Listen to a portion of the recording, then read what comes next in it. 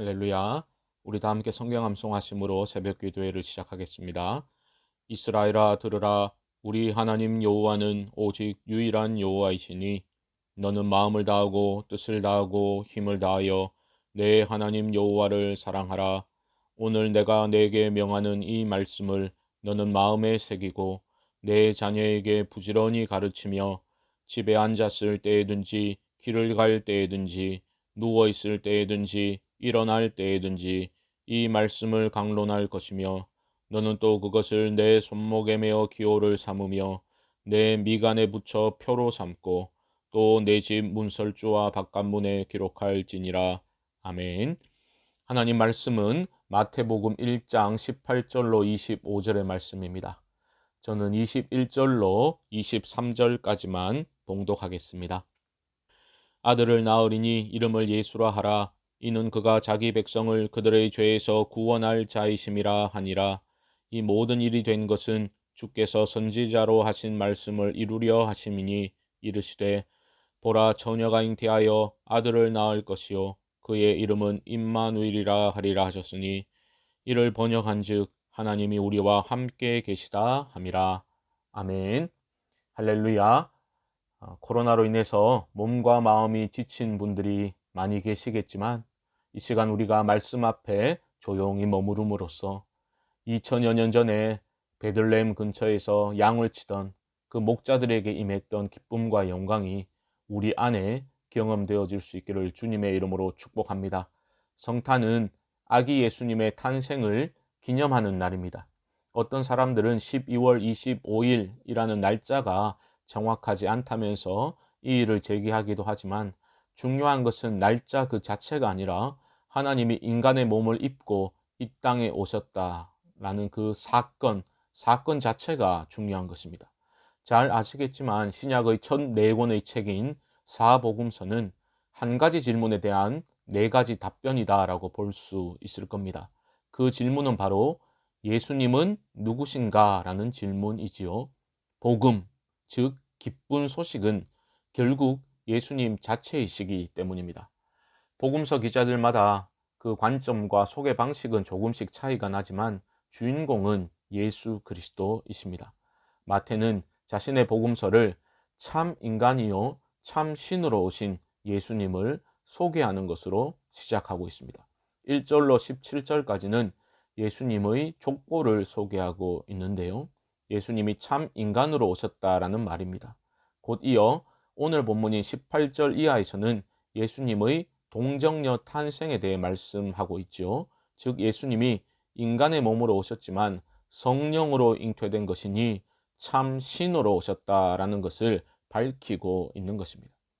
또한 마태는 예수님은 누구신가? 라는 질문에 대한 그 대답을 철저히 성취의 관점에서 제시하고 있다라는 것도 우리가 기억하면 좋겠습니다.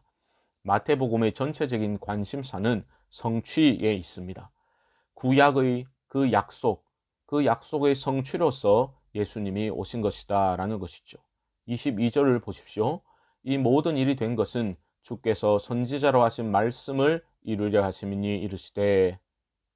그리고 23절에서 보라 처녀가 잉태하여 아들을 낳을 것이요 그의 이름은 임마누엘이라 하리라 하셨으니 이를 번역한즉 하나님 우리와 함께 계시다 함이라. 즉 구약의 선지자 이사야가 했던 예언의 성취다라는 것입니다. 이것은 이사야 7장 14절 말씀을 인용한 것이라고 볼 수 있는데요. 사실 이사야가 그 당시에 했던 예언은 표면적으로 볼 때는 예수 그리스도의 오심과 연결 짓기에는 좀 어색함이 있다라고 생각할 수 있겠습니다.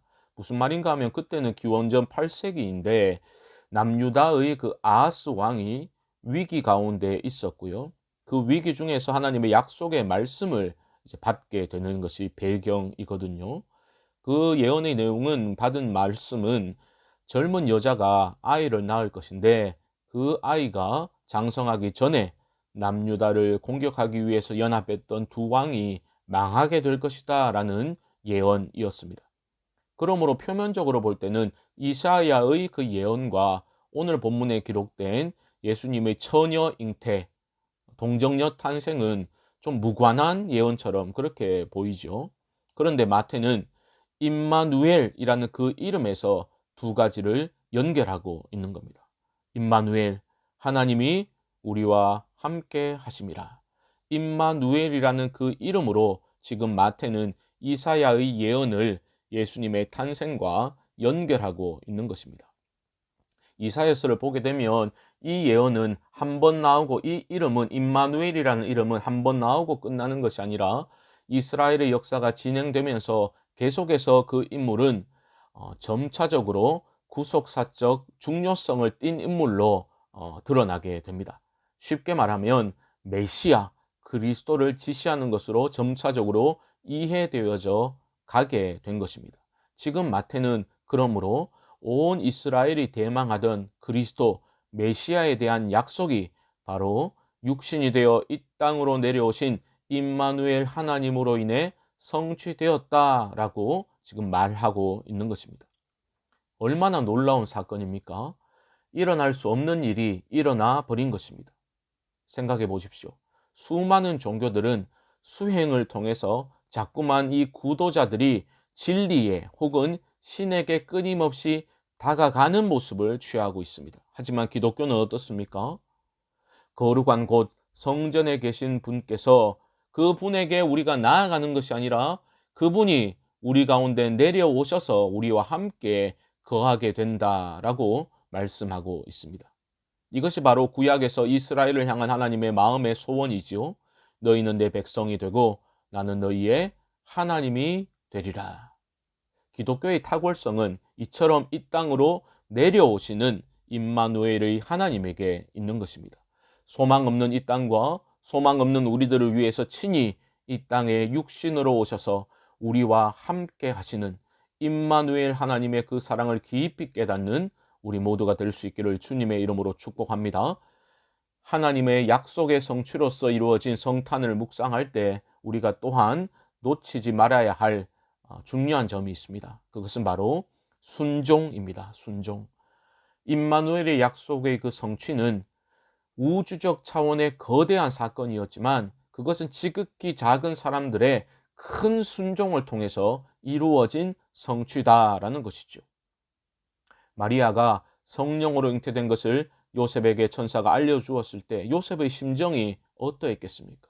19절에서 의로운 사람 요셉이라고 마태는 기록하고 있는데 그 요셉이 그를 드러내지 아니하고 가만히 끊고자 했다라고 말했음을 볼 때에 그 사건을 받아들이는 것이 쉽지 않았다라는 것을 잘 보여주고 있습니다.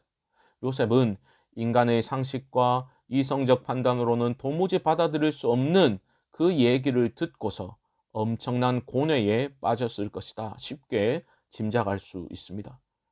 천사가 꿈에 나타나서 마리아 데려오기를 무서워하지 말라고 성령으로 잉태된 것이다 라는 말을 들었지만 그 말에 순종한다는 것 생각처럼 쉬운 일이 아니지 않습니까?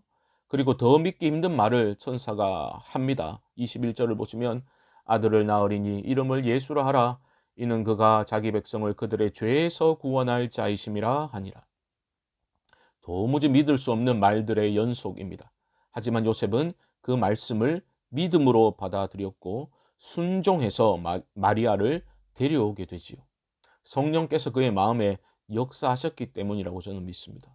이런 순종의 모습을 통해서 다시 한번 이 성탄의 새벽에 우리의 모습을 돌아볼 수 있으면 좋겠습니다.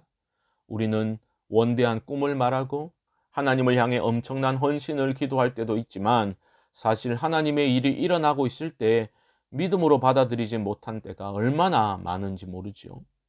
2020년이 저물어 가고 있고 또 새해가 밝아올 터인데 앞으로는 작은 일에서부터 순종할 수 있는 우리 모두가 될 수 있기를 바랍니다. 하나님의 큰 일을 경험하기 위해서 모든 일에 순종하며 나아갈 수 있기를 주님의 이름으로 축복합니다. 코로나로 인해 참으로 어려운 시기를 우리가 지나고 있지만 이럴 때일수록 작은 일에 순종하고자 하는 결단으로 나아가야 할 줄 믿습니다.